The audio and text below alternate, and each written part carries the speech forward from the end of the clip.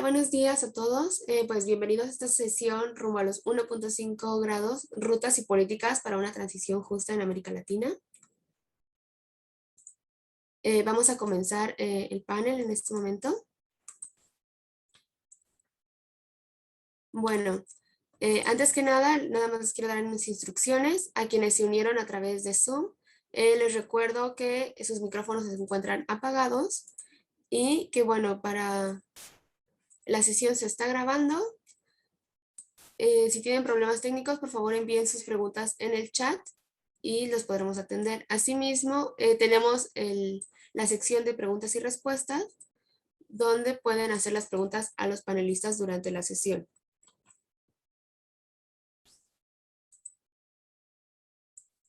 Ok, el panel de hoy, pues contamos con panelistas expertos. Tienen una gran trayectoria en temas vinculados al cambio climático, sectores prioritarios para la reducción de emisiones y en políticas para una transición energética justa, que es el tema central que vamos a platicar en el panel de hoy. Nos acompaña primero Marie-Camille Attard. Ella es analista de políticas climáticas por Climate Analytics. También se encuentra el doctor Victor Maxwell, que también es analista de políticas climáticas por Climate Analytics. María Laura Rojas, que es directora ejecutiva de Transforma Global Bogotá. Jorge Villarreal, que es director de Política Climática y Transporte de Iniciativa Climática de México. Pía Ceballos, directora de Apoyo a la Gestión del Cambio Climático de Libélula Perú. Y Mariana Gutiérrez, también analista de políticas de Iniciativa Climática de México. Lamentablemente, Enrique Martua, asesor de cambio climático de FARM Argentina, no nos podrá acompañar esta mañana, pero se presentará el estudio de caso de Argentina. Las semblanzas completas de los panelistas se les van a enviar en el chat y también posteriormente por el correo de seguimiento a esta sesión. Bueno, sin más, comenzaremos. Para iniciar el diálogo de hoy, les recuerdo a los panelistas que cada uno tiene 7 minutos para sus intervenciones. Vamos a cerrar con unas preguntas de la audiencia. Y bueno, para iniciar primero tenemos a Jorge Villarreal de Iniciativa Climática de México, que nos dará una breve introducción sobre el contexto de Latinoamérica y los retos hacia una transición justa. Y posteriormente Marie-Camille de Climate Analytics presentará la introducción sobre este estudio del explorador de trayectorias nacionales de 1.5, presentación del proyecto, su objetivo, metodologías y los estudios realizados por Climate Analytics. Posteriormente de esta presentación de la herramienta, pasaremos a una sección de presentación de los casos, donde abordaremos al fondo los casos latinoamericanos. Tendremos una presentación sobre el caso de Perú, el caso de Colombia, México y Argentina. Y bueno, sin más, les cedo la palabra a Jorge Villarreal. Bienvenidos.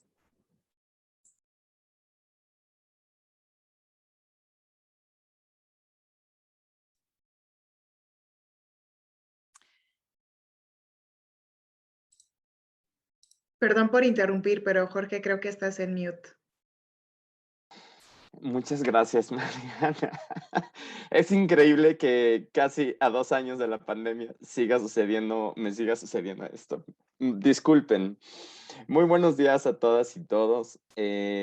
Muchas gracias, Ana Lucy, gracias, Mariana. Para mí es un increíble placer estar aquí en este evento conjunto con Climate Analytics. Y quisiera, además, me encanta compartir con este panel increíble, un panel de lujo, para poder conversar sobre las políticas de reducción de emisiones en América Latina. Y para poder colocar algunos elementos de contexto que nos permitan entrar a una discusión justo para la región latinoamericana y el Caribe en estos temas, quisiera resaltar algunos elementos que nos permiten ubicarnos en donde estamos el día de hoy en esta discusión. El primero de ellos, evidentemente, tiene que ver con los reportes o los reportes parciales que formarán parte del sexto reporte de evaluación del IPCC. Sin lugar a duda, estos reportes son los que nos están poniendo el tono de la discusión de cara desde la perspectiva de la ciencia, pero también recientemente, ahora en septiembre, el nuevo avance sobre la evaluación de las NDCs. Y en este sentido, tanto el de la ciencia del cambio climático como este reporte de las NDCs nos están enviando mensajes muy relevantes que deben de ser escuchados con atención para la región. El primero de ellos, evidentemente, es la urgencia global. El 1.5 grados centígrados está a la vuelta de la esquina, ya no está en el 2050 como hace 8 años presentó el quinto reporte de evaluación del IPCC, ahora está en el 2030, llevamos un incremento de 1.2 grados centígrados y tenemos muy poco espacio y margen de maniobra para poder evitar un calentamiento global de la Tierra que genere impactos muy asociados a la crisis climática, al colapso climático, y por lo tanto pues no, necesitamos limitar nuestras emisiones por abajo del 1.5 grados centígrados. En ese sentido, el presupuesto para poder hacer esto, para poder mantener esta trayectoria en América Latina, tenemos un presupuesto de carbono limitado. Ese presupuesto de carbono limitado es de 47 gigatoneladas de CO2 equivalente para la región, lo que es bastante poco. El nuevo reporte del cumplimiento de las NDCs publicado ahora este septiembre, además nos dice que a nivel global el presupuesto de carbono se nos acabará de manera mucho más acelerada.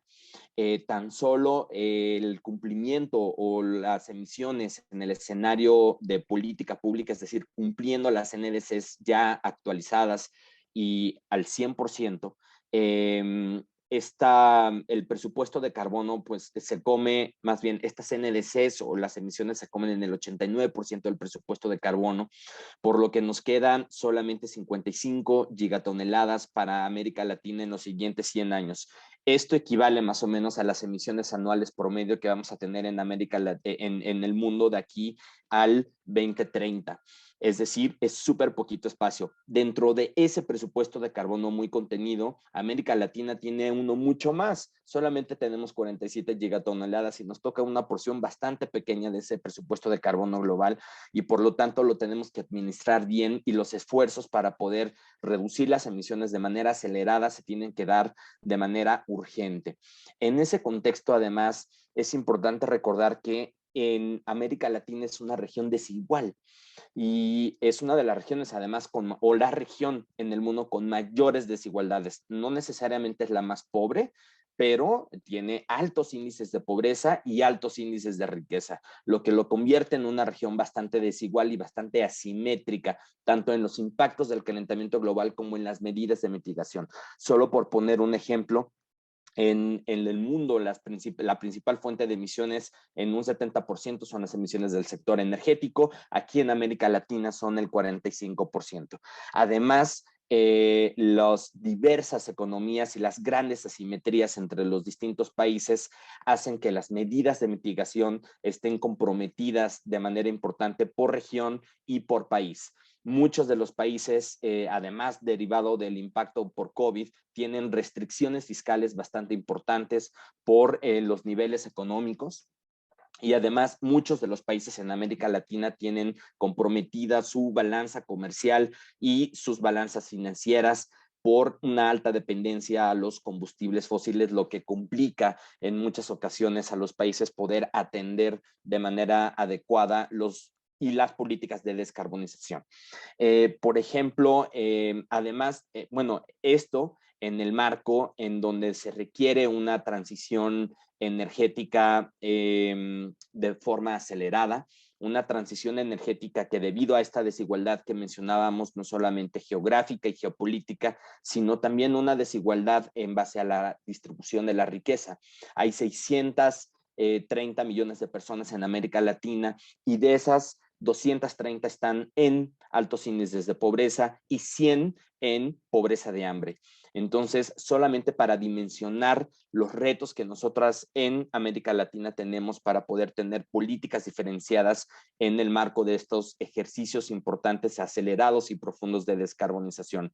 En América Latina urge esta descarbonización, evidentemente, para poder aprovechar de mejor forma este presupuesto de carbono que nosotros tenemos de forma remanente, pero lo tenemos que utilizar a su vez para poder empatar los esfuerzos para el combate a la pobreza y la reducción de las desigualdades. CEPAL recientemente ha estimado que, por ejemplo, la transición energética de fuentes fósiles a energías renovables en las matrices eléctricas tendrá un costo de 1.3% del PIB de la región, lo cual es bastante costeable, pero además no solamente tiene que ver con el término de los costos, sino también en qué tipo de transición energética queremos. Queremos una transición energética cuyos costos y cuyos beneficios estén distribuidos adecuada y equitativamente. Además, los beneficios deben de responder a las inequidades existentes, a las inequidades históricas, y por lo tanto, esta transición energética profunda en nuestra región, en América Latina, tiene que obedecer justo esos principios de equidad en un primer plano, pero también de una participación socialmente inclusiva, una gestión cada vez más en territorio de los proyectos de mitigación de gases de efecto invernadero. En materia de financiamiento, nuestra región es una de las regiones que menos inversiones reciben a nivel global. El promedio de las inversiones en el mundo está arriba de los 26%, 26% del PIB, cuando en América Latina solamente es del 17%. Y si lo trasladamos, por ejemplo, a las inversiones y al financiamiento climático, nuestra región es una de las que menos proporción de financiamiento climático recibe a nivel global, exceptuando Brasil, pero además del presupuesto del financiamiento climático que América Latina recibe, prácticamente la mayoría de ese financiamiento climático se lo come Brasil, Colombia, México, Argentina, y seguido por Perú, Uruguay y algunos Chile, y se concentra en muy pocos países en nuestra región. Termino con eso, termino con estas dos importantes mensajes, la urgencia, un presupuesto de carbono bastante limitado, la necesidad de acelerar las políticas de mitigación, principalmente en el sector energético, pero en el marco de una región bastante asimétrica, con importantes desigualdades e inequidades, y por lo tanto las políticas de mitigación tienen que atender de manera paralela justamente ese contexto mucho más amplio de un desarrollo social más inclusivo en nuestra región. Aquí dejo solamente como algunos elementos del contexto. Gracias. Muchas gracias, Adelante, Jorge. María Camil. Perdón, todo bien. Muchas No, gracias. adelante, adelante. Voy a presentar ahora el proyecto en el marco de lo cual estamos haciendo este webinar, este evento. Bueno, hemos empezado este proyecto hace más o menos 1 año y medio atrás para desarrollar este explorador de trayectorias nacionales alineada con limitar el calentamiento global a 1,5 grados. Es una herramienta online. Empezamos este proyecto sobre la observación de 2 principales lagunas. La primera es que, bueno, se han publicado trayectorias o modelos globales que son compatibles con el Acuerdo de París, como los del informe especial del IPCC sobre el calentamiento global a 1,5 grados, pero sin embargo no se disponen de esas trayectorias a nivel nacional para muchos países. Y también, y lamentablemente es todavía válido, las NDCs y las políticas actuales no son suficientes para alcanzar el 1,5 grados. Como lo dijo Jorge, ya estamos a más o menos 1,2 grados de calentamiento, y a la derecha pueden ver el termómetro del Climate Action Tracker, que nos muestra que bajo políticas actuales estamos apuntando a 2,9 grados y según metas actuales 2,4 grados. Entonces no estamos todavía ahí. Y la idea de este proyecto es proporcionar recursos claves para apoyar el desarrollo, por ejemplo, de las NDCs o de las estrategias a largo plazo, LTS por su sigla en inglés. Pero también proporcionar benchmarks o puntos de referencias a nivel sectoriales para los países para apoyar el desarrollo de políticas sectoriales. Bueno, para hacer en la siguiente diapositiva, por favor, para hacer un punto sobre el tema metodológico de este proyecto. La base de este proyecto son esos modelos globales evaluados por el IPCC, por el informe especial a 1,5 grados y otros modelos, otras perspectivas, como lo pueden ver en la diapositiva. Esos modelos están seleccionados en función de los límites de sostenibilidad definidos en el informe del IPCC.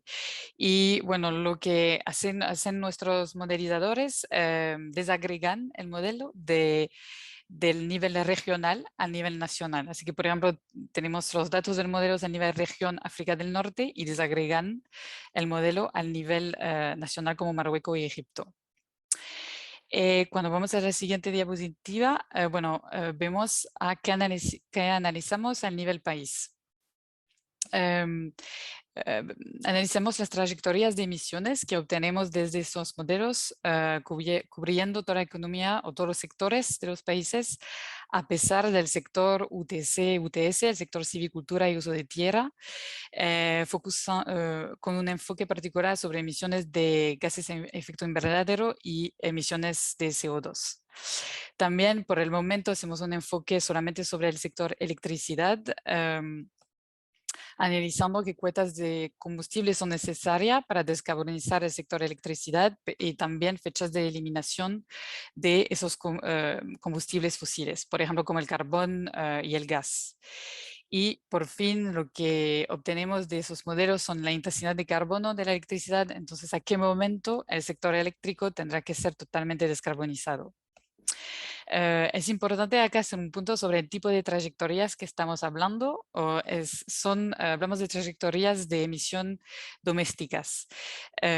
Significa que son reducción de emisión que cada país tiene que hacer dentro de sus fronteras, lo que significa que desde la perspectiva de un país desarrollado, los países desarrollados tendrán que hacer reducción de emisión adicionales afuera de sus fronteras, proporcionando apoyo financiero. Mientras que desde la perspectiva de un país en desarrollo, esto supone que recibirán apoyo financiero para lograr esa reducción de emisión. Y ahora nuestro equipo de modeladores, de analistas de políticas climáticas están trabajando para completar el asesoramiento sobre los sectores industria, transporte y edificios que esperemos publicar a fines de este año. Y el año que viene esperemos complementar el análisis incluyendo trayectorias del sector UTC-UTS para países claves y, por ejemplo, Latinoamérica es una región clave para este sector. Por fin, esperemos poder dar un análisis sobre qué tipo de inversión o qué nivel de inversión será necesario para lograr la transformación del sector eléctrico. Y bueno, antes de empezar los estudios de casos, país por país, voy a dar ahora en la siguiente diapositiva algunos puntos de referencia a nivel global de lo que nos dicen esos modelos. A la parte izquierda de la diapositiva pueden ver trayectorias de generación de carbón y de gas a nivel global de esos modelos. Y bueno, en ambos casos vemos que se necesita disminuir drásticamente la generación de carbón y gas. En el caso de carbón, se necesita disminuir hasta un 80% por debajo de niveles de 2010 al 2030 y ser completamente eliminado a la década del 40. En el caso del gas, observamos el mismo comportamiento, pero más o menos 10 años después. Entonces, disminuir hasta un 80% por debajo de los niveles de 2010 en la década del 2040 y ser completamente eliminado al 2050. Y este año hemos visto la publicación de la Agencia Internacional para la Energía, que publicó trayectorias para llegar a un cero neto al 2050. Y de la misma forma indicó que a partir de este mismo año no hace falta más desarrollo de proyectos a base de combustibles fósiles y tampoco hace falta nueva inversión en centrales de carbón. De la misma forma, el sector eléctrico a nivel mundial llegará a un cero neto de emisión en 2040 y en el sector transporte, coches de combustión de combustibles fósiles tendrán que no ser más vendidos a partir del 2035. Bueno, y ahora vamos a pasar en los estudios de casos de los países y voy a dar la palabra a mi colega Víctor para hablar de Perú.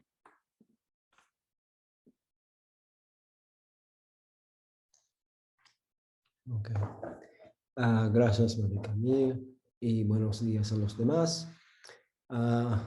Hoy presentaré los resultados de 2 países para los que hemos analizado a trayectorias compatibles con el 1.5C, el primero siendo Perú.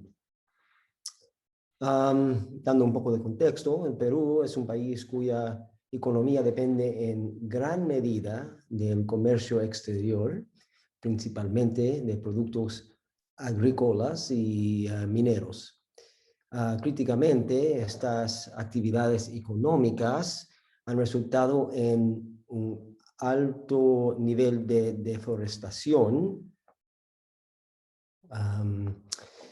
y de hecho, la mayor parte de las emisiones del país, un 54%, provienen del uso de la tierra y el cambio de uso de la tierra, el sector UTS-UTS. Con respecto a la energía primaria, se puede observar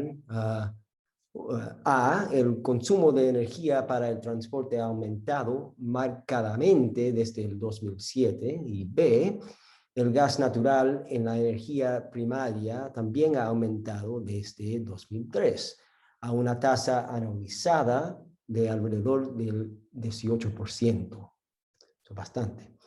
Actualmente, el gas natural junto con el petróleo representa alrededor del 75% de la energía primaria utilizada principalmente en el transporte. Próxima diapositiva, por favor.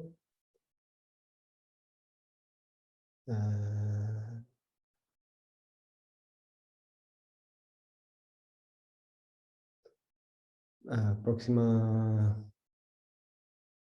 Ok, gracias. En su NDC actualizado en diciembre de 2020, Perú comprometió a que sus emisiones netas no excedan 208.8 megatoneladas en el año 2030. Esta es una meta no condicional.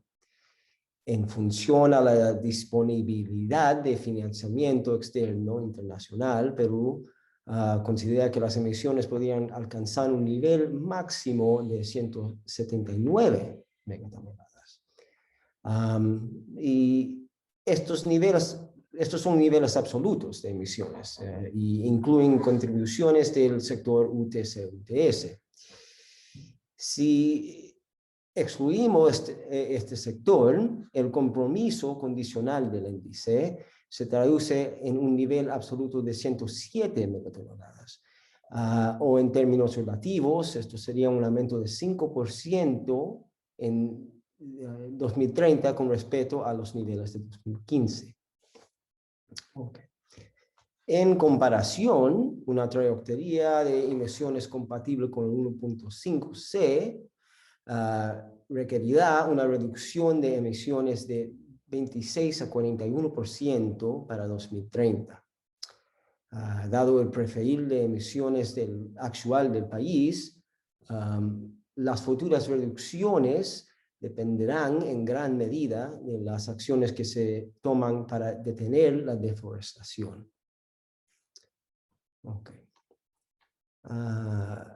Próxima diapositiva, por favor.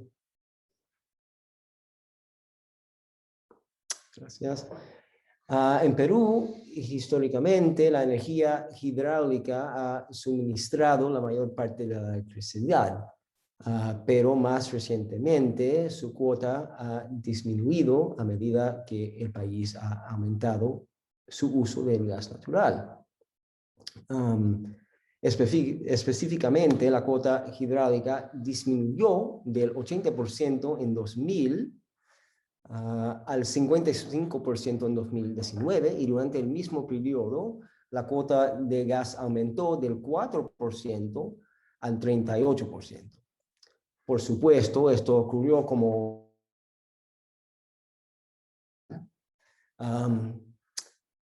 y el gobierno ha fijado la meta de aumentar la cuota de la energía solar y eólica en el sector eléctrico al 15% para 2030. Y esto es un aumento de la cuota actual de 4%. Nuestro análisis de las trayectorias compatible con 1.5C nos indica que el sector eléctrico debería estar totalmente decarbonizado. Por tanto, esto requiere que la cuota de energías renovables aumente al 94% para 2030 y que el uso del gas para generación eléctrica se elimine para el 2035 a más tardar.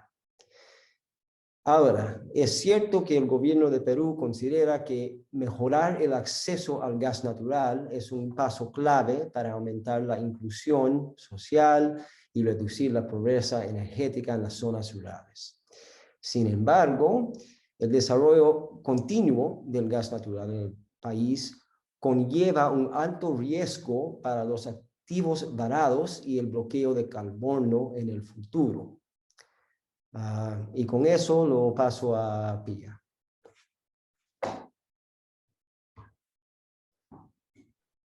Muchísimas gracias, Víctor, y muchísimas gracias a Iniciativa Climática de México, Climate Analytics, por la invitación. Yo quiero empezar resaltando la utilidad de la herramienta, no solamente, si bien, digamos, para serles sincero, los resultados pueden ser un poco abrumadores, creo que es muy importante porque ponen en perspectiva, ¿no? Uno hace un esfuerzo de abajo hacia arriba, en el caso de Perú, además, altamente participativo, que es casi un esfuerzo pedagógico, ¿no? Para tratar de que todos los actores estén en la misma página para empezar una conversación.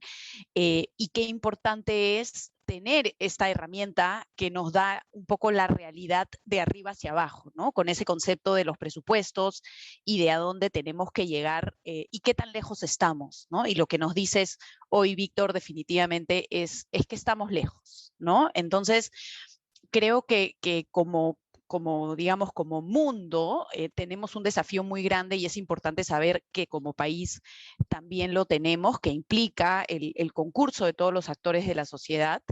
Y yo quiero proponerles, ¿no? Metodológicamente, cuando uno tiene un desafío muy grande, tiene que partirlo de alguna manera, ¿no? Y me parece que una forma sensata en la que podemos empezar es viendo qué tenemos que hacer hoy, qué tenemos que hacer al 2030, que es en el caso del Perú, cuando se vence nuestra primera NDC, y dónde tenemos que haber llegado en el 2050, que es lo que nos da esta herramienta, pero también planteándonos una ruta, ¿no? No solamente es como, esta es la meta al 2050 y ya ve tú cómo se hace, sino que hay rutas que digamos, generan mejores beneficios, que generan menores activos, como bien lo has dicho, Víctor, que no nos quedemos con esta noción de, en inglés, de stranded assets, ¿no? O de activos con los que luego no sabemos qué hacer. Entonces, en términos del hoy, si bien yo sé que la conversación de hoy está centrada en mitigación, no sé si podemos pasar a la siguiente, pero lo cierto es que el IPCC también nos dice que hoy ya tenemos impactos irreversibles, ¿no? Y en el caso del Perú, yo quiero resaltar tres básicamente, ¿no? Uno es el derretimiento glaciar, con el impacto que eso tiene en los recursos hídricos y por consiguiente en la producción, por ejemplo, hidroeléctrica, que como bien lo has dicho, por muchos años en el pasado fue nuestra principal fuente.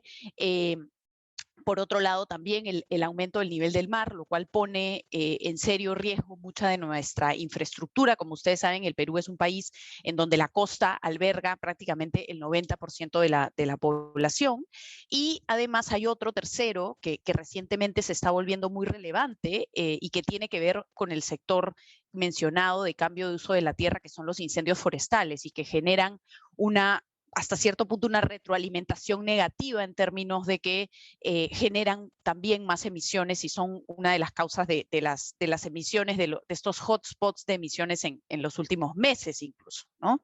Entonces, eso me lleva a reflexionar, siguiente diapositiva, por favor, de que en realidad las líneas de acción clave pasan en gran parte también, no solo por aumentar nuestra ambición en mitigación, porque estamos viendo claramente que no es suficiente, pero también nuestra ambición de adaptación, ¿no? Porque tenemos nueva información, tenemos nuevos escenarios, nuestra NDC tiene ambos componentes y como vemos además hay factores como la producción energética o el tema de la vulnerabilidad de los bosques que se complementan, ¿no? Y que tienen que ser abordados de una manera integral.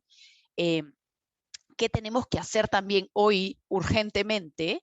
Es generar una base de diálogo. O sea, hoy tenemos una base de diálogo y una base técnica para política de largo plazo, pero creo que tenemos que ir más allá y tenemos que incorporarlo en el discurso político, ¿no? Porque es verdad, hoy por hoy, ¿no?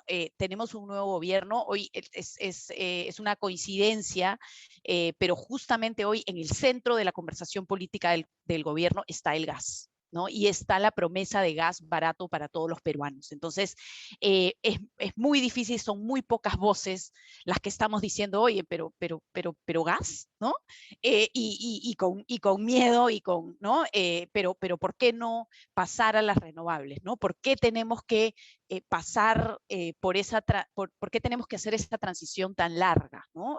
Porque el gas en un momento fue planteado como como un combustible de transición, ¿no? Era mejor que el petróleo, que el diésel, tenía algunos componentes de calidad del aire que lo hacían definitivamente mejor. Obviamente estaba el tema del precio porque lo tenemos, pero ¿por qué no ya empezamos realmente a ponernos serios al respecto de aumentar las renovables en conjunto y combinado con la electrificación del transporte? Porque como vemos, lo principal está en el consumo primario, ¿no? Existen oportunidades de corto plazo ahí. Yo quiero resaltar en la parte de la electrificación del transporte, que es muy importante, nuestras ciudades están creciendo, como bien se ha dicho, esas emisiones están aumentando a un ritmo acelerado, y la otra tiene que ver con ya en los próximos 5 años abastecer todas las zonas no conectadas a la red, que no son pocas y que actualmente están usando incluso combustibles más contaminantes con energía solar, no solamente por la reducción de emisiones que eso puede traer, sino porque también eso acerca la tecnología a la gente y ayuda a que las personas que durante tanto tiempo han relacionado su desarrollo con el acceso al gas, puedan ahora relacionarlo con el acceso a energías renovables. Y por supuesto, en los próximos 5 años la tarea principal que tenemos es la de la reactivación económica, y entonces tenemos que pensar cómo alineamos estas necesidades urgentes, por ejemplo, la de reducir la deforestación, con actividades que nos puedan generar ingresos importantes, crecimiento económico y a nivel macro y a nivel micro también, ¿no? El manejo forestal sostenible y comunitario, por ejemplo, es una oportunidad muy interesante. Como decía, el acceso a renovables, tanto a nivel micro en las zonas no conectadas como a nivel macro en la red, regresar a las subastas, no las hacemos hace bastante tiempo, y también incorporar algunos temas de cambio conductual que nos puedan ayudar a sentar bases, ¿no? Como por ejemplo, los beneficios del teletrabajo o los beneficios de la transformación digital para la reducción de emisiones, ¿no? Y yo aquí quiero resaltar además que hoy por hoy hay una de las cosas que creo que se han alcanzado a través de abrir este diálogo es que hay un sector privado interesado. Y el sector privado lo que te pide básicamente son 6 cosas que están en ese cuadro de abajo, ¿no? Coherencia, ¿no? Porque tenemos un presidente, un ministro de Finanzas que habla de descarbonización al 2050, mientras estamos todos apuntando al gas barato para todos los peruanos, ¿no? Entonces hay unos mensajes cruzados ahí. Definitivamente hay un tema de confianza entre el sector público y privado que a raíz de varios eventos relacionados con la corrupción se ha perdido, el tema de comunicación, el tema de reconocimiento para aquellos privados que están dispuestos a hacer la transformación, entre otros. Pasando a lo segundo, ¿no? Que es el tema del 2030, ¿no? Que es el momento donde se debe cumplir nuestra NDC, ¿no? Porque hay una paradoja ahí, y es que definitivamente vemos ahora que estamos lejos de alcanzar, pero aún así, y sí quiero decirlo, nuestra NDC y su cumplimiento, tanto en adaptación como en mitigación, son un reto, de todas maneras, ¿no? Y ahí está donde entra el tema, creo, de la colaboración internacional en esto, ¿no? Porque creo que hay una muestra de voluntad muy grande, pero todavía hay mucho trabajo por hacer. La siguiente, por favor. En el 2030, entonces, en realidad, como veíamos en el estudio, ¿no es cierto? Creo que el estudio es muy interesante porque nos plantea el reto de decir, ok, ¿cómo quizá aprovechamos ¿no? esto durante los próximos 10 años, pero le ponemos una fecha límite, ¿no? Y tenemos que pensar además en costear esa transición entre el gas y las renovables y ver cómo y quién asumen estos costos, ¿no? El sector AFOLU es fundamental porque nosotros, de hecho, si queremos llegar a la carbono neutralidad, tenemos que aspirar a que ese sector se vuelva un sumidero, y actualmente no lo es. Y eso pasa por poner en valor el bosque en pie, ¿no? Tenemos algunos esquemas de pagos por resultados que están funcionando en algunas zonas del país, eso se tiene que escalar, y hay algunos problemas de fondo, yo diría, bastante más allá de los temas de nuestra dependencia del comercio exterior, que tienen que ver con la informalidad y con actividades ilegales, ¿no? Con todas sus letras en la Amazonía, ¿no? Y creo que el enfoque de ciudades sostenibles va a ser sumamente importante al 2030, porque como vemos ahí aumentan las emisiones del sector energético, y ahí es donde se pueden hacer estas transformaciones hacia esquemas circulares, hacia transporte 100% electrificado, que pueden hacer la diferencia en el mediano plazo, ¿no? Y no quería dejar de resaltar también una meta para adaptación y para resiliencia, ¿no? Que es que el 100% de nuestra infraestructura debe ser resiliente a los impactos proyectados al cambio climático al 2030. Y finalmente, con respecto al 2050, si pasamos a la siguiente, por favor, gracias. La siguiente, aquí un poco esta figura creo que es bastante ilustrativa de cómo, digamos, de cómo tenemos que afrontar actualmente ¿no? Hemos afrontado la pandemia, estamos en miras a afrontar la recesión y lo tenemos que hacer con un enfoque verde, y luego se viene el cambio climático, ¿no? Y yo creo que desde ahora tenemos que pensar en cómo frenar esa última ola. La siguiente, por favor. Y pasa definitivamente por un esfuerzo de colaboración global, equivalente pero distinto y con otras aristas que el que hemos tenido, por ejemplo, para la COVID-19 y para el desarrollo de la vacuna. Y hay una analogía de cómo hemos podido revertir, digamos, en menos tiempo del esperado, una crisis global. Definitivamente este es otro monstruo, digamos, pero sí creo que muestra el impacto que puede tener la colaboración global hacia una misma meta. Una visión sistémica de las soluciones, aquí nuevamente enfatizando cómo tenemos que pensar en reducir emisiones, pero también tenemos que pensarlo en miras o en vista de los impactos esperados del cambio climático, ¿no? Sobre todo, yo diría, en la parte de generación energética, y también muy importante en el comportamiento de los bosques frente a los impactos del cambio climático. Y creo que lo otro es que sí tenemos que pensar en poner a la naturaleza al centro, porque en realidad la naturaleza misma se pone al centro, ¿no es cierto? A la naturaleza no le importa, no le importa si nosotros sobrevivimos o no, es un poco crudo decirlo, pero sí tenemos que ver, recuperar esa relación con la naturaleza que se ha perdido, y por más que suene un poco lejano, digamos, creo que en países como el Perú, donde sí tenemos poblaciones que conocen bien esa dependencia directa de la naturaleza, tenemos mucho que aprender por ese lado, ¿no? Y obviamente está el rol de las nuevas tecnologías al 2050, que no podemos, creo que hemos hasta cierto punto globalmente dependido mucho, ¿no? Sí, vamos a llegar hasta acá y luego aparecerán algunas nuevas cosas que nos llevarán al 100%, ¿no? Y no veo que en el estudio también se habla, ¿no es cierto?, de captura de carbono como algo definitivamente necesario, y lo puntualizo entonces por eso también. Y eso es todo. Bueno, es difícil resumirlo, y también contarles un poco de la coyuntura política actual, pero creo que cierro con dos mensajes. Creo que por mucho tiempo he estado trabajando los temas de energía en mi país por algún tiempo ahora, y tendemos mucho a decir que la adaptación es local, pero la mitigación es global, y yo creo que tenemos que entender que la mitigación también tiene componentes locales. Es diferente el potencial solar en algunas zonas versus otras, entonces creo que sí, ahí también hay un trabajo muy importante que hacer en el Perú, específicamente con los gobiernos regionales. Por ahí es donde se tiene que empezar a plantear el discurso de que las renovables sí pueden ser una alternativa, digamos, barata, justa y de corto plazo. Y nuevamente plantear el reto de incorporar este tema en el discurso político, ¿no? Porque creo que los discursos políticos siguen teniendo esta visión un poquito anacrónica y que no toma en cuenta el cambio climático. Muchas gracias.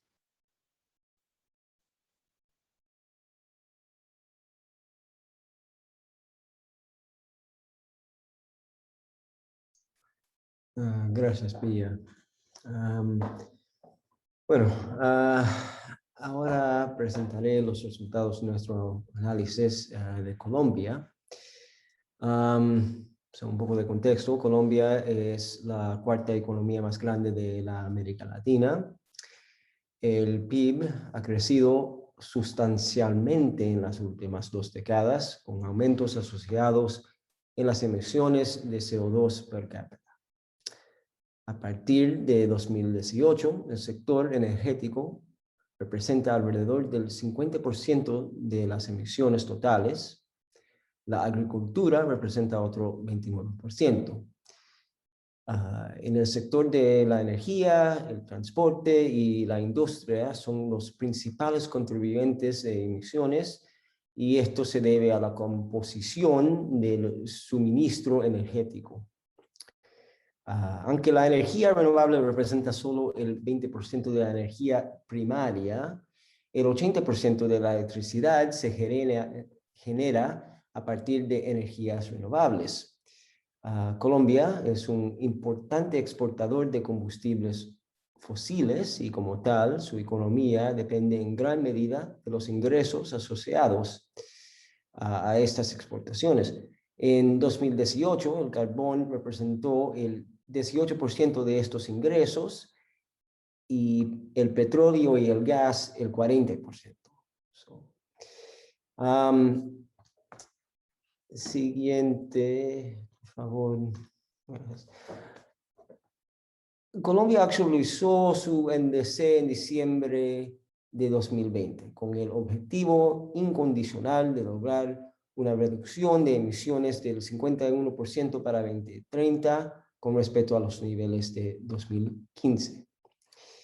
Y esto incluye contribuciones de los sumideros UTS. Excluyendo este sector, el compromiso de NDC se traduce en un aumento de 2 a 18% en las emisiones para 2030, otra vez con respecto a los niveles de 2015. En comparación, una trayectoria de emisiones compatible con 1.5C requeriría una reducción de emisiones de 32 a 51% para 2030.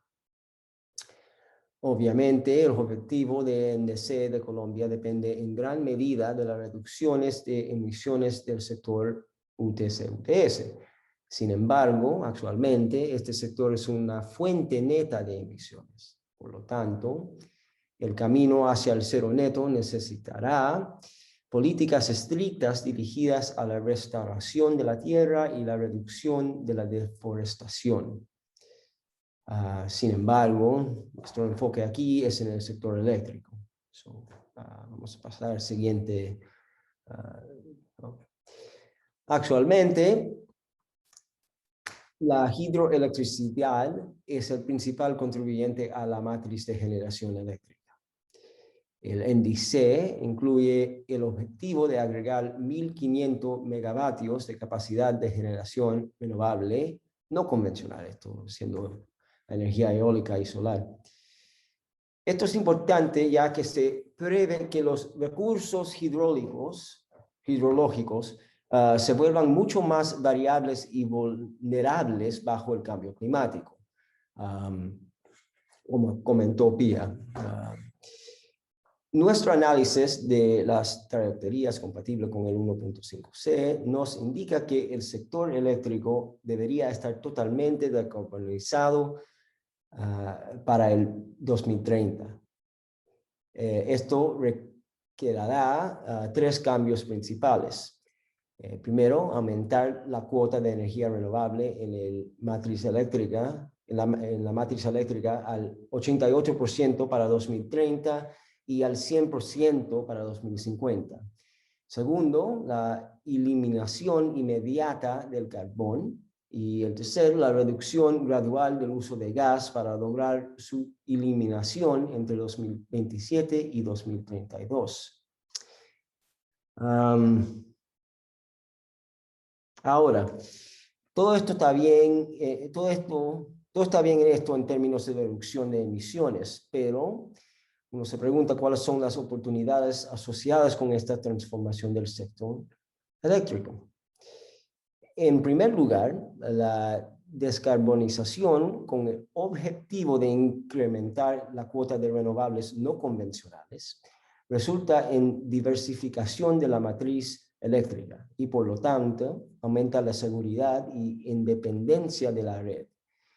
Cabe señalar que la diversificación de la canasta de generación eléctrica ya es uno de los objetivos del gobierno.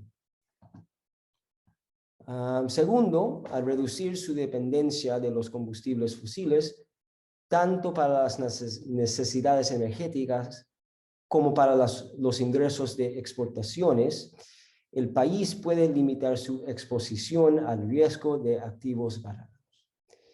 Ok, con esto lo paso a María Laura. Gracias.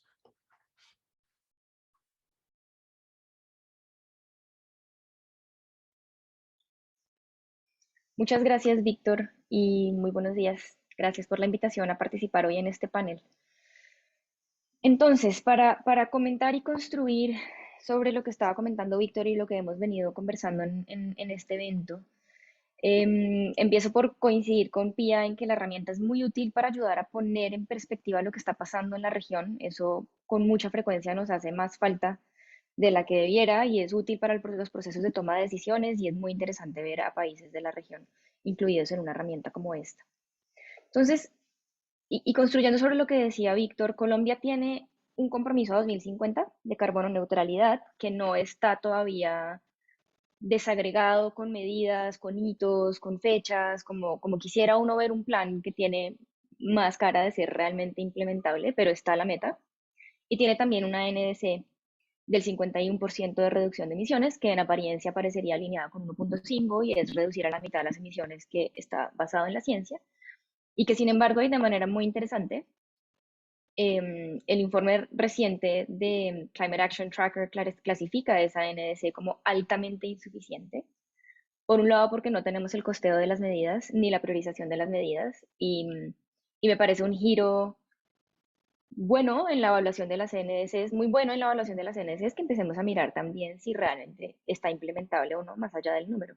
Y también el informe de Climate Analytics, y como decía Víctor, pues también encuentra que teniendo en cuenta como Colombia está considerando el sector del LULUCF y la deforestación, si uno quita ese sector de ese 51%, se encuentra con que la meta en realidad no está alineada con 1.5 grados centígrados. Entonces, eso ha sido dado para muchas conversaciones acá en Colombia, porque claro, el gobierno esperaba sobre todo como muchos bombos y platillos, como decimos, por el porcentaje, a pesar de que ha habido muchos llamados desde la sociedad civil y otros sectores de decir el número está muy bien, pero se queda corto solo. Entonces, y bueno, y dicho eso, en el caso de Colombia, el principal sector de emisor es el de energía, con una participación de un poco más del 50% del inventario de gases nacional. Entonces, para Colombia yo creo que es muy importante separar el tema de la transición en dos puntos principales. El primero es lo que está relacionado con la diversificación económica y el segundo es lo que está relacionado con la matriz energética. Y a veces los hablamos un poco intercambiablemente, pero para el caso de Colombia y otros países en la región me parece que es importante separarlos para identificar cuál es la problemática específica, qué se puede hacer y cuáles son algunas de las oportunidades que tenemos. En el caso de la diversificación económica, claro, si uno hace la cuenta hipotética, por supuesto, de que se detuviera la explotación de reservas de carbón que están confirmadas en Colombia, se lograrían evitar cerca de 11.500 millones de toneladas de CO2 equivalente, que es casi la mitad de las emisiones del país. Por supuesto, esto no se puede hacer de la noche a la mañana, pero nos da una noción, poniéndolo en perspectiva, de un poco cómo están esas emisiones y qué se podría hacer si realmente lográramos cambios en el sector. Y esto es muy importante hacerlo para Colombia, no solamente por un tema de emisiones, sino porque también la demanda de carbón, que Colombia exporta la inmensa mayoría del carbón que tiene y extrae, no lo usamos tanto a nivel nacional en la matriz, por eso separo los dos temas. La demanda está cayendo muy significativamente. En el tercer trimestre del 2020 la extracción de carbón había caído un 47%. Y para 2019 las regalías generadas por el sector de carbón habían disminuido en un 14%. Y esto es muy relevante para Colombia porque empieza a generar una cantidad de ansiedad económica por la dependencia fiscal de dónde van a venir esos recursos. Y paradójicamente genera un impulso a nivel nacional de extraer todo lo que alcancemos mientras el mercado esté funcionando. Extraerlo y sacarlo mientras el mercado esté funcionando. Que uno diría, como decía Pía, ¿y por qué no hacemos una transición? Y más bien nos preparamos para eso y hacemos esto de una manera mucho más ordenada. Pero bueno, hay todos los retos también, como de las políticas de Estado, de gobierno, los cambios de gobierno, etc. Los beneficios fiscales y otras deducciones del sector extractivo han sido enormes en Colombia, cerca de 3.300 millones de dólares entre el 2010 y el 2016. Esos recursos podrían redirigirse idealmente incluso a, por supuesto, acción climática y poder implementar muchas medidas relacionadas con este sector. Como Colombia es tan dependiente fiscalmente de estos ingresos, y también hay que tener en cuenta un poco cómo es la mirada a nivel más subnacional. Hay departamentos como el Cesar y la Guajira, que son dos departamentos en Colombia, cuyo porcentaje del PIB depende en el 36 y el 42% respectivamente de los ingresos por la extracción de carbón. Y son, sin embargo, dos regiones supremamente rezagadas socioeconómicamente y en donde estas actividades extractivas generan menos del 2% de empleo. Entonces, hay muchas paradojas, hay muchos retos, hay mucha inequidad y, como decía Jorge al principio, también mucha simetría. La segunda parte de esa foto, digamos, de la transición en Colombia es cómo evoluciona la composición de la matriz energética, cómo estamos en riesgo de empezar a usar el carbón, que les decía que exportamos principalmente. Hay aprobación de termoeléctricas que vienen, tenemos la infraestructura para hacerlo, hasta ahora no lo hacemos mucho porque la matriz energética de Colombia está principalmente compuesta por energía hidráulica, que tiene otros problemas ambientales, pero que en términos de emisiones, por supuesto, es mucho menor que una termoeléctrica. Pero tenemos la infraestructura y, como pasa también en el caso peruano, estamos apuntándole al gas con mucha fuerza, muy a nuestro pesar, porque con el argumento de que el gas es un combustible de transición, lo que estamos haciendo es construir una infraestructura cuyo retorno de inversión va a ser muchísimo más largo que de aquí al 2030, que es cuando deberíamos lograr el phase out. Entonces, el tema del gas está muy preocupante. Creo que parecido a como a lo que decía Pía sobre Perú, no hay tantas voces levantando esta alerta y realmente debería estar en el centro del debate porque es sumamente delicado. Entonces, claro, cuando uno ve la buena noticia del informe de Climate Analytics de cómo el desarrollo de la región, incluyendo países como Colombia, podría estar alineado con la trayectoria de París, la pregunta es, ¿cómo lo hacemos? ¿Qué hacemos? Porque de facto hoy con las medidas que tenemos y los retos y todo, estamos de todas maneras bastante lejos. Y uno ve, por ejemplo, cómo se clasifica Colombia dentro del potencial de usar energías renovables y de producirlas y demás, y Colombia está bastante bien rankeado. Lo que pasa es que no está priorizado a nivel de política pública y tampoco hay que subestimar la inercia que trae el sistema de seguir extrayendo, exportando carbón y ahora construyendo infraestructura para gas. Entonces, ¿qué hay que hacer? Y sé que estoy pasada del tiempo, pero me demoro 2 minuticos más. dos cosas gruesas que me parecen muy importantes. La primera es que a nivel global el régimen internacional tiene que empezar a tener una aproximación distinta, y mucho más consciente y mucho más responsable de cómo son las dinámicas de mercado y cómo participan los países en relación unos de otros. Porque si no, y sobre todo en estos temas de exportación de carbón y demás, por ejemplo, pareciera como si Colombia tuviera que resolver solo su asunto de dependencia fiscal, cuando en realidad lo que hay es una dinámica de mercado global, que pasa también, por ejemplo, con cadenas de suministro en relación a la deforestación, que es muy simple o, digamos, simplista de ver únicamente a nivel nacional dentro de las jurisdicciones de estados soberanos y no atendiendo a los retos que hay como de esas dinámicas. Eso es lo primero. Lo segundo, y también lo decía Pía, es fundamental tener este tema en el centro de las prioridades y planes de desarrollo y como parte fundamental de los procesos de recuperación económica y social por COVID. Hay que atender todas las crisis al tiempo, es un reto enorme, pero pues no hacerlo sabemos que tiene unas consecuencias pues muy graves que, digamos, es como borrar con el codo lo que hacemos con la mano, como decimos en Colombia, para efectos de recuperarnos de la crisis, del COVID y demás.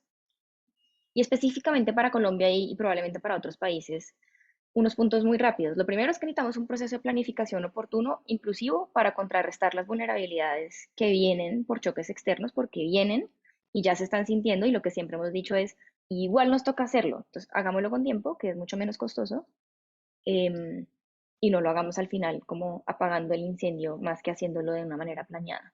Y para eso también hay que trabajar mucho con las comunidades, porque la pérdida de confianza de las comunidades respecto de las aproximaciones estatales e incluso de organizaciones de la sociedad civil intentando la transición es delicada en Colombia y es uno de los temas que son importantes para tratar. Lo segundo es que las intervenciones tienen que centrarse al tiempo, y los retos es que todo esto como está conectado hay que hacerlo al tiempo, en la diversificación económica nacional, pero también en el desarrollo económico regional. Porque como les decía, hay que mirar específicamente qué pasa en algunos departamentos y cómo se puede dinamizar el ingreso fiscal no solamente del país, sino de esos departamentos que además, paradójicamente, a pesar de que tienen unos ingresos enormes por extracción de carbón y otros combustibles fósiles y recursos naturales, pues tienen unos indicadores socioeconómicos muy bajos. Lo siguiente es que es muy importante que los países y Colombia en particular incluyan dentro de la ANS unas consideraciones de transición que no estén solamente relacionadas con la transición de la fuerza laboral, sino como decía Jorge al principio, también mirando qué va a pasar con la mitigación de la pobreza, con el acceso equitativo a la energía, con la distribución de los costos y beneficios de la transición y en general con objetivos de justicia ambiental y climática. En el caso de Colombia, estos departamentos que tienen mucha extracción tienen también muchas poblaciones indígenas. Entonces también hay que tener en cuenta esa mirada y ese filtro social e histórico y de discriminación que hay que tener en cuenta en esto. Y finalmente, y este es específico como un hijito de mi punto anterior, pero que es específico y me parece importante, es que en la transición, y esto aplica creo para todos los países, hay que tener en cuenta no solamente las asimetrías y las desigualdades y las dinámicas de pobreza existentes, sino en particular las que ha generado el sector extractivo, porque ahí hay una cantidad de daños que hay que reparar, hay una cantidad de ecosistemas que hay que restaurar y esto tiene que ser parte de una transición justa que debería estar planeada y de la que urgentemente necesitamos noticias de gobiernos en términos de cómo se va a hacer, cuándo se va a hacer, fechas, costos, priorización y búsqueda de recursos. Y con eso termino. Mil gracias. Muchas gracias, María Laura. Ahora vamos a hablar de México, empezando también sobre el caso de estudio, el análisis que hemos hecho en la herramienta. Bueno, para dar brevemente un contexto, la huella de carbono de México es dominada mayormente para el sector energético, con más o menos 70% de sus emisiones viniendo del sector energético, lo que se refleja en la cuota de combustibles fósiles en la energía primaria y en el mix de electricidad. 90% de la energía son fósiles en la energía primaria, con mayormente petróleo, que tiene más uso en el sector transporte, y gas natural de siguiente. En el mix eléctrico, el gas natural tiene la mayor parte de los combustibles fósiles en el mix energético. Sin embargo, el país tiene la meta de cuota de fuentes limpias en el mix energético al 35% para el 2024 y 50% para el 2050. Ahora vemos que el gobierno últimamente está favoreciendo el uso de combustibles fósiles frente a las energías renovables, modernizando sus plantas y refinerías. Pero también modificando, este año hubo un modifico de despacho, moviéndose de un despacho económico de la energía a un despacho fijo, significando que ahora, mientras ir a la energía más barata, y sabemos que energías renovables son cada vez más baratas que las energías fósiles, va a ir a un despacho fijo, favoreciendo las energías fósiles para distribución eléctrica. Ahora si pasamos a la siguiente diapositiva, ahora miramos los que nos dan esos modelos cuando los desagregamos a nivel nacional. Bueno, a la parte derecha de la diapositiva pueden ver la meta de la NDC de México, que fue actualizada en diciembre de 2020, que tiene como meta de reducción cuando uno excluye el sector de silvicultura y uso de tierra, 5% debajo de 2015. Eso representa más o menos un gap de 250 megaton de CO2 equivalente cuando miramos las trayectorias compatibles con el Acuerdo de París, que muestran reducciones de más o menos 43% debajo de 2015. A lo largo plazo, los modelos nos muestran trayectorias que requieren reducciones entre 82 y 93% debajo de 2015, cuando uno excluye el sector del UTS. México por el momento tiene la meta de reducción de emisión de 50% al 2050, incluyendo el sector de bosques, lo que será, si lo excluyamos para dar una comparación, más o menos entre 50 y 60%, más o menos 55 y 60% debajo de 2015.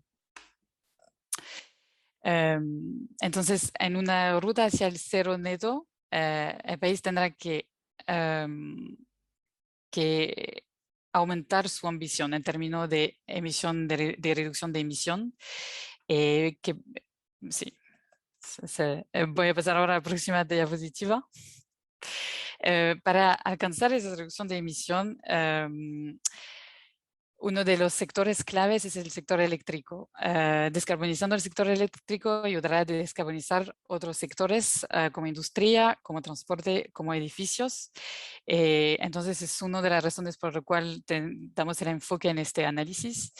80% por el momento más o menos del mix eléctrico es basado sobre combustibles fósiles, principalmente natural gas, pero los modelos nos muestran para el país un aumento muy drástico ya el 2030 en cuotas de energías renovables, llegando a 66-91% el 2030. La eliminación del carbón en la red eléctrica ocurre al final de esta década y la eliminación progresiva del gas ya en 2038 y 2040. Entonces, si pensamos a lo que mencionó María Laura y lo que mencionó Pía, empezar ahora a desarrollar el gas natural pone un riesgo al país a embarrarse en activos barrados. Cuando uno piensa que una planta tiene que funcionar entre 20 y 30 años más o menos y ya tendrá que salir del gas al final de la década siguiente.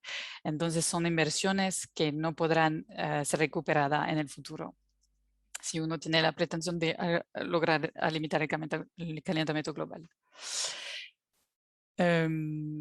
Otro punto, dentro de las metas de fuentes limpias, el país considera o incluye la tecnología CCS, Carbon Capture and Storage en inglés, que es una tecnología que comercialmente no es todavía aprobada y significa muchas inversiones en frente. Y es un camino más arriesgado que empezar a desarrollar energías renovables que permitiría lograr esa reducción de emisión. Y con esto lo voy a pasar a Mariana, que nos va a hablar del contexto de México.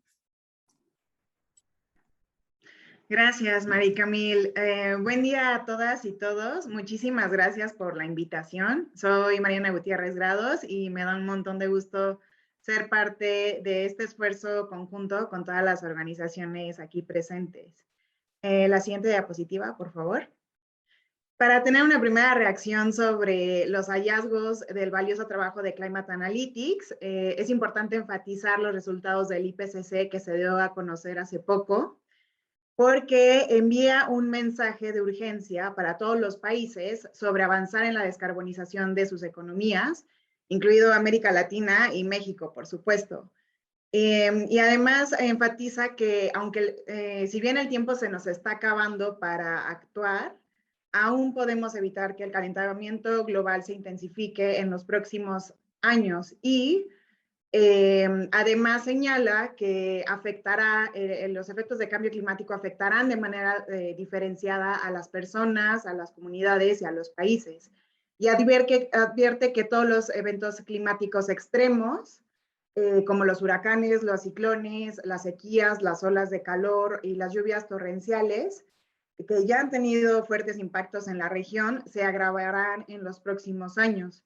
Y acá en el caso de México, justamente el reporte anual de la Comisión Nacional del Agua advierte que la temperatura en México aumenta más rápido que el resto del planeta, registrando valores de 1.4 grados centígrados entre 1981 y 2010, mientras que en el resto del mundo la temperatura aumentó menos de 1 grado centígrado.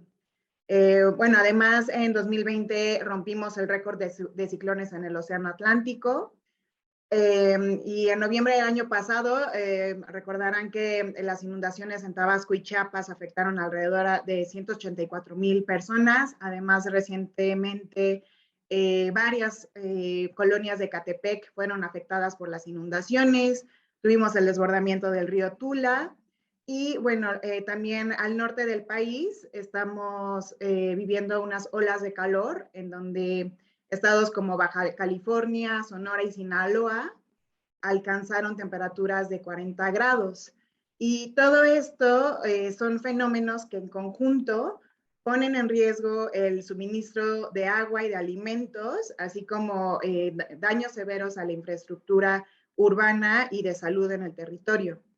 Entonces, la anterior, por favor. Bueno, entonces los impactos del cambio climático no solo son un obstáculo a los esfuerzos para combatir las desigualdades existentes, sino que las exacerba aún más, dado que tendremos que adaptarnos a entornos más hostiles, lo cual sin duda será mucho más complicado para los pobres, es decir, para las personas de escasos recursos.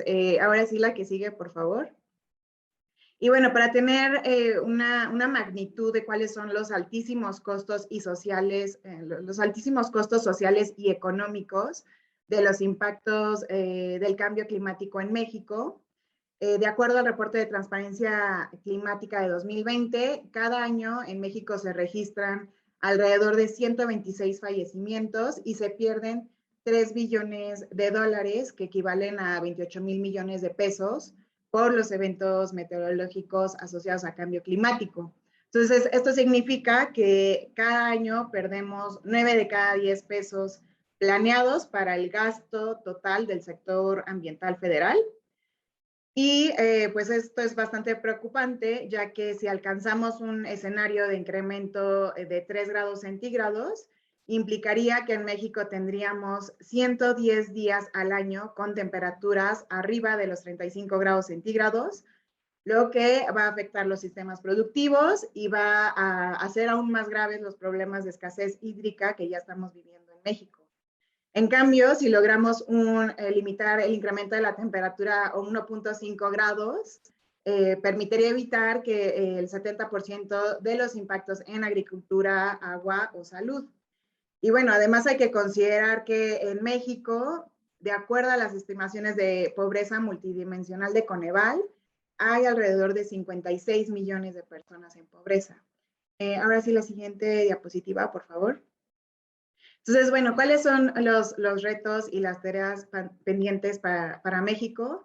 Para México el reto es mayúsculo, ya que la tendencia de emisiones de México, que justo presenta Climate Analytics, coincide con otros análisis independientes como el Climate Transparency Report, en donde se señala que, por ejemplo, desde la NDC presentada en 2016, ya existía bastante espacio para incrementar la ambición y alinear las emisiones a un escenario compatible con los 1.5 grados. Y ahora con la NDC presentada en 2020, en donde se ajusta la metodología del cálculo de la línea base y se reafirman los compromisos climáticos de 2016, se reduce la ambición en términos absolutos. Entonces, aquí es importante mencionar la necesaria intersección que debiera de haber entre la política de energía y la de cambio climático. Y justamente los principales retos de México son que ambas políticas no están alineadas al Acuerdo de París y que en realidad estamos retrocediendo en la transición energética, que es crucial para estabilizar las emisiones dentro de la trayectoria de 1.5 grados.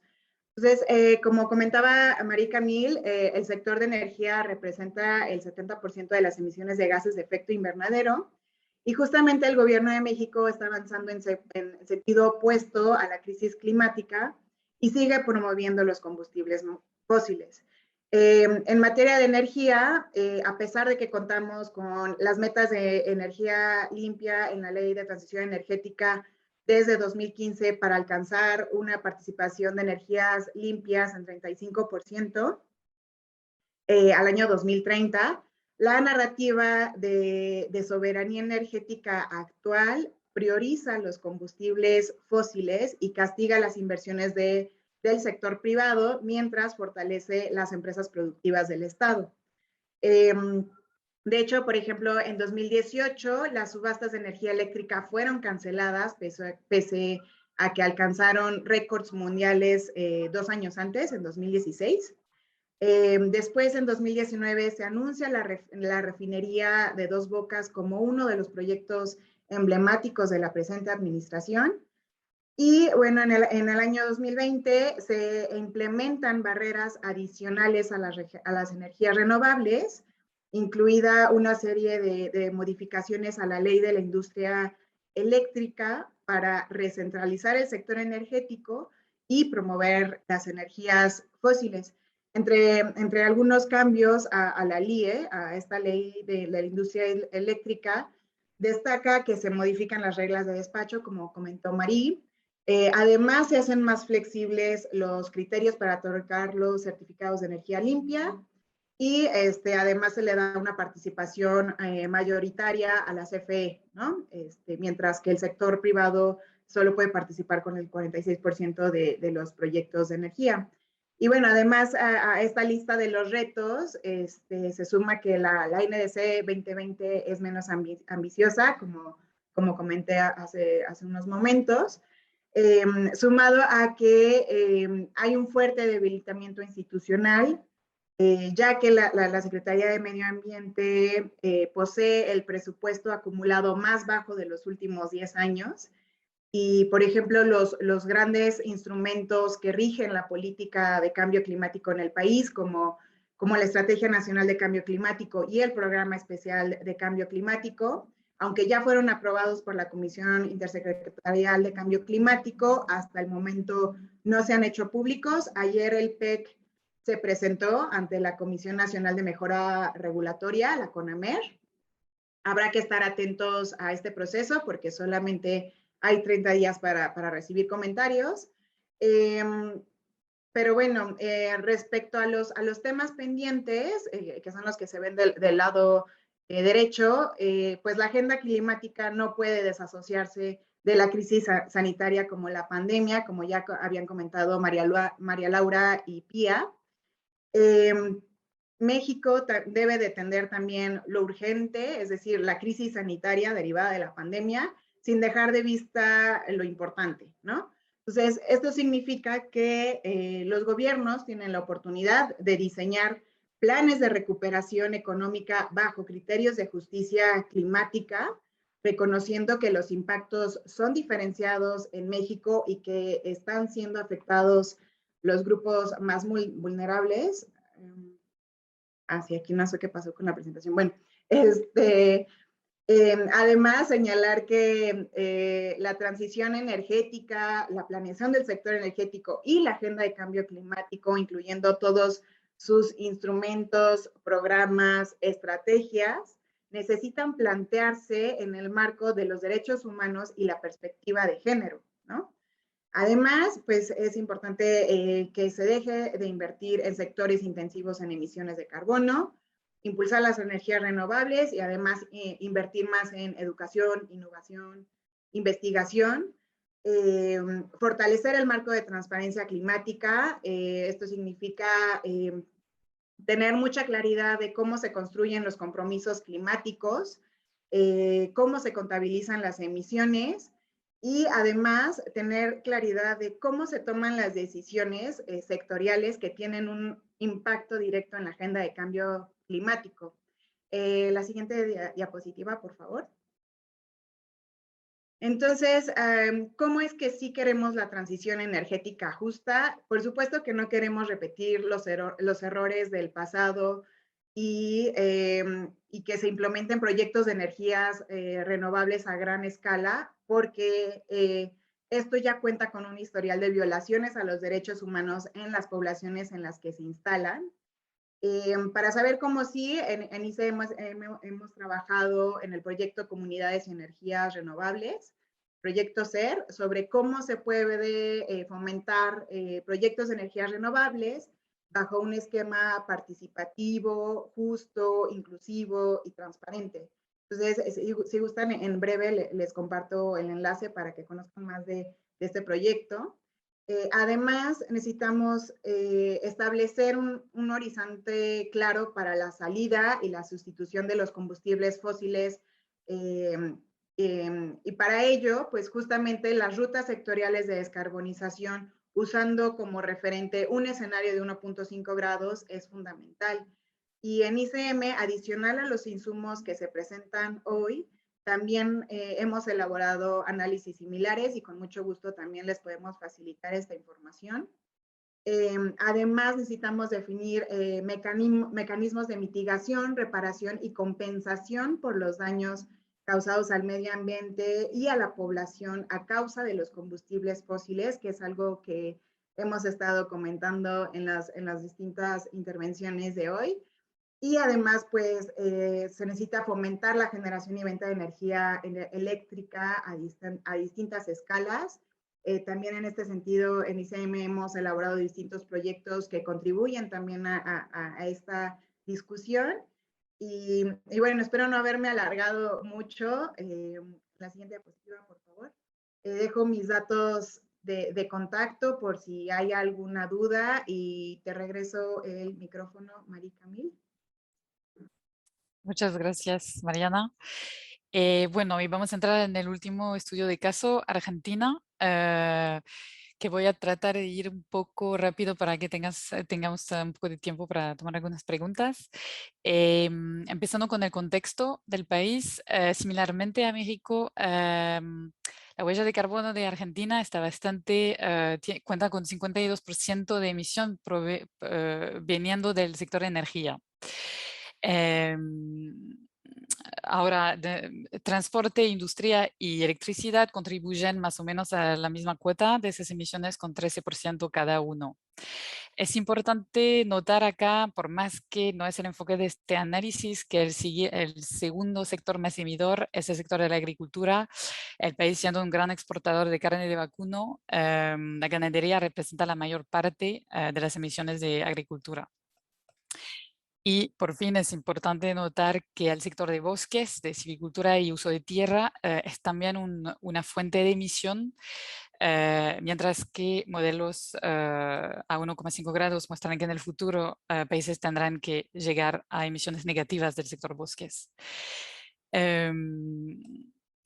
La energía primaria del país cuenta casi con 90% de energía fósiles, lógicamente dominado por el gas natural, el país siendo un productor de gas natural, como es el sector eléctrico también, que cuenta más o menos con un poco de 60% de energía fósil en su mix eléctrico.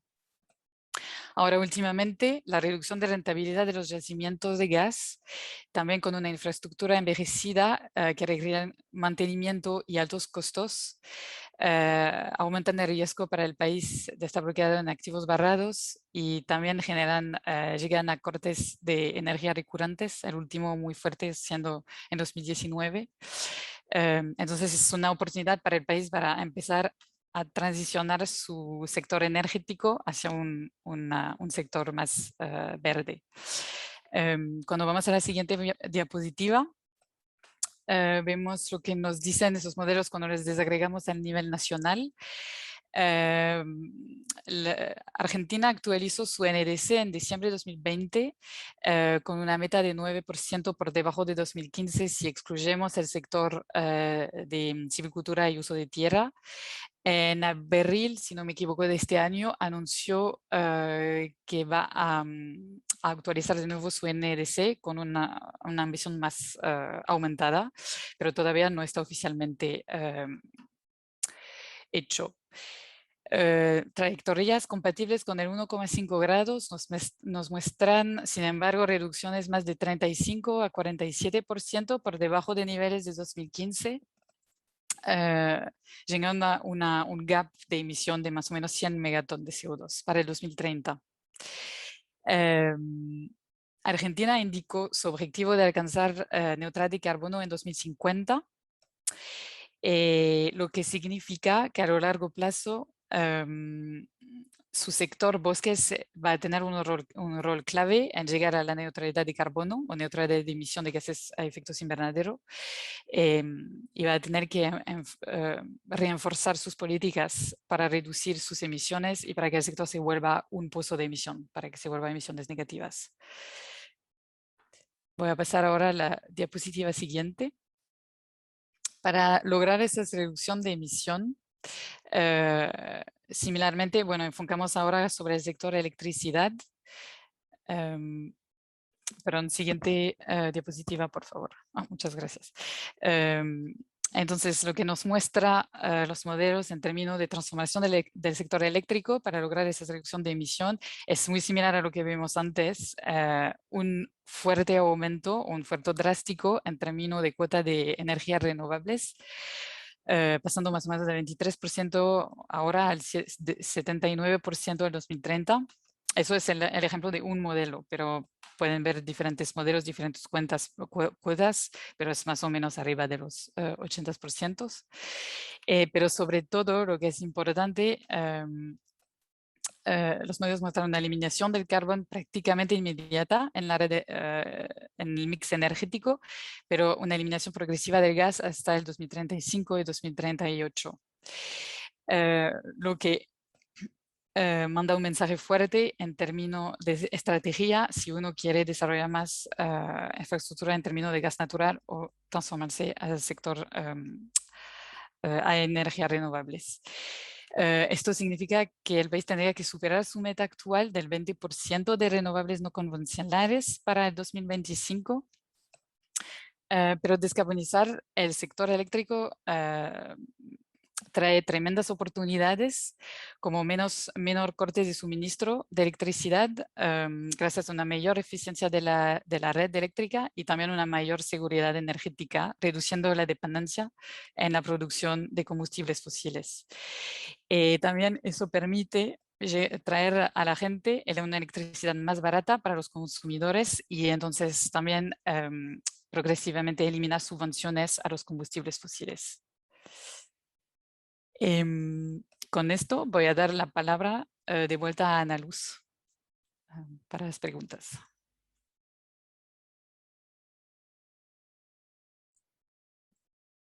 Muchas gracias, María Camille. Y bueno, voy a retomar una pregunta de la audiencia que se encuentra en el chat.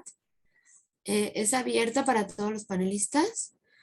Nos pregunta Dirk Hoffman si existen evaluaciones sobre el efecto de las políticas públicas en relación a las emisiones de los años pasados para los países de la región.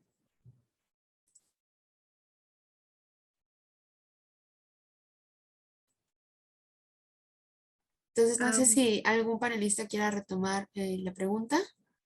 yo con mucho gusto y ya después mis colegas me complementan, pero bueno, en ICM colaboramos, por ejemplo, formamos parte de Climate Transparency, de esta asociación internacional que integra centros de investigación y ONGs de la mayoría de los países del G20, ¿no? En Climate Transparency participan 16 organizaciones de los 16 países de los que forman parte del G20.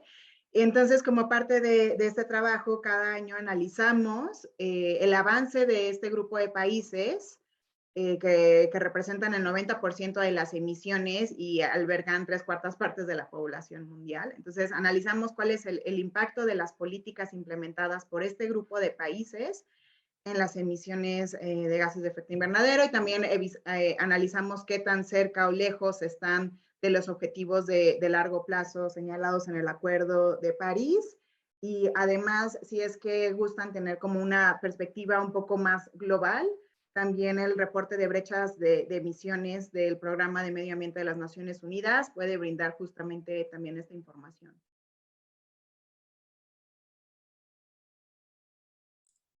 Muchas gracias, Mariana. No sé si alguien quiere complementar o pasamos a otra pregunta.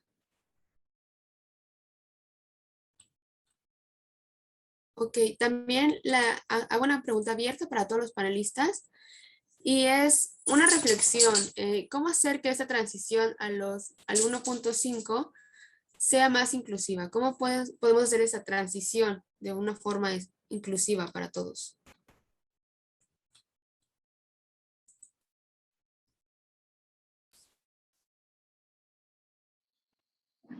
Yo puedo, si quieres, arrancar respondiendo esa pregunta y gracias por hacerla. Yo creo que es lo más importante que necesitamos lograr, es lo que los objetivos de desarrollo sostenible también han dicho desde el principio, como con el lema de Leave No One Behind o de no dejar a nadie atrás.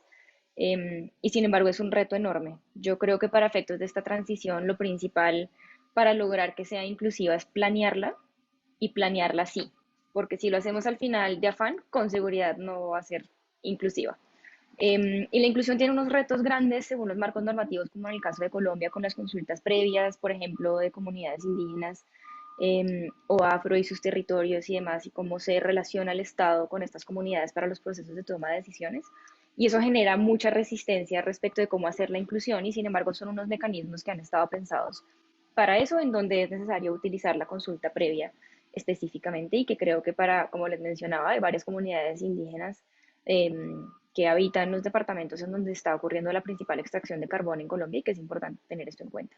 Por supuesto, otros factores también de inclusión como el género, las condiciones socioeconómicas, entre otras, son muy importantes y yo en lo que me concentraría es en priorizarlas, planearlo y por lo tanto ir encontrando las maneras de incluir a diferentes poblaciones, tanto para la participación como para la decisión sobre medidas y en los planes de implementación.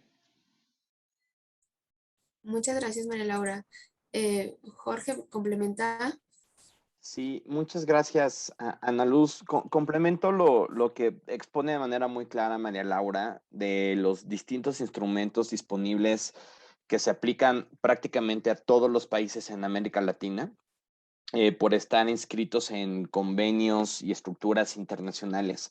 Pero también resaltaría la importancia de revisar la lógica de la planeación energética, porque la planeación energética se planea desde una perspectiva primero técnica, identificar los potenciales de reducción los potenciales de energía renovable, los mapas de radiación solar, los mapas de viento, etcétera, y a partir de ahí se identifican polígonos y después se empiezan a tejer los componentes financieros alrededor de los potenciales técnicos. Sin embargo, la gestión territorial y la inclusión social, la dimensión social de la energía no ha estado o no está presente en los instrumentos de planeación energética para nada.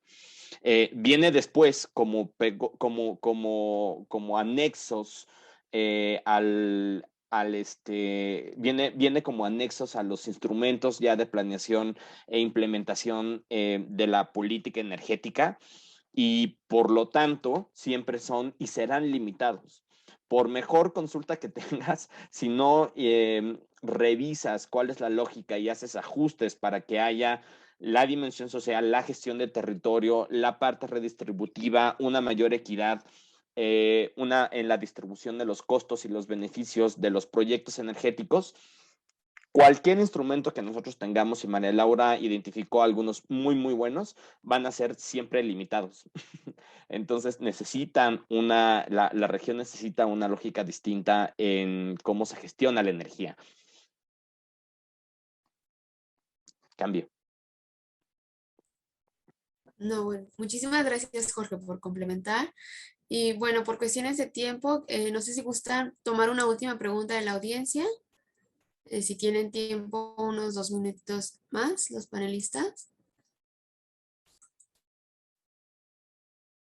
Nos comenta Rebeca Salazar si existen estudios sobre impactos sociales y de género de las políticas orientadas a la reducción de gases de efecto invernadero en los distintos sectores.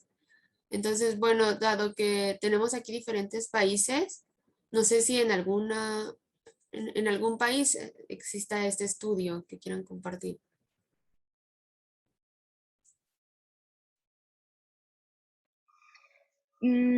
Yo, cada vez más, afortunadamente, hay más escrito y con datos sobre género y naturaleza y género y cambio climático en particular.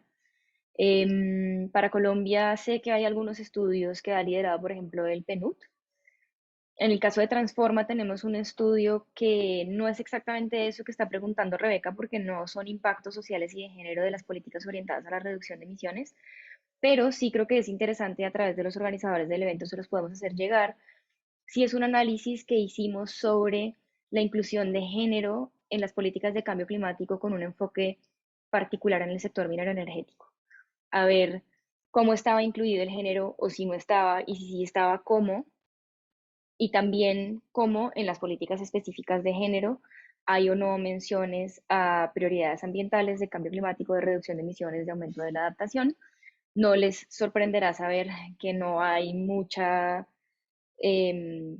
como vínculo entre ambos temas a nivel normativo. Lo que nos encontramos es que en las políticas de cambio climático hay muchas menciones al género bastante estereotipadas, como solamente mostrando, bueno, primero entre hombres y mujeres, que sabemos no es lo que agota el género, pero que es una medida más fácil de estudiar cuando se está aproximando a uno de estos temas. Entonces, usualmente el género está acotado a hombres, mujeres, como a ese binario de hombres, mujeres.